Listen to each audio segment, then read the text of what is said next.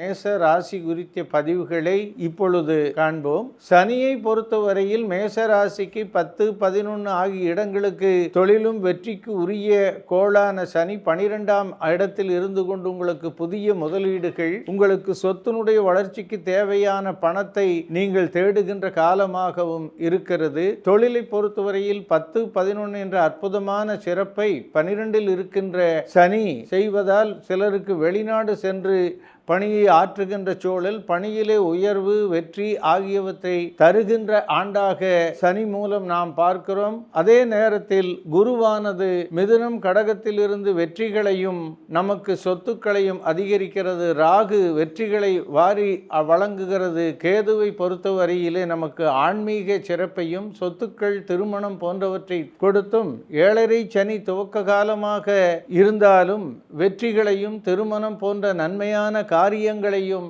நாம் பார்க்க முடிகிறது.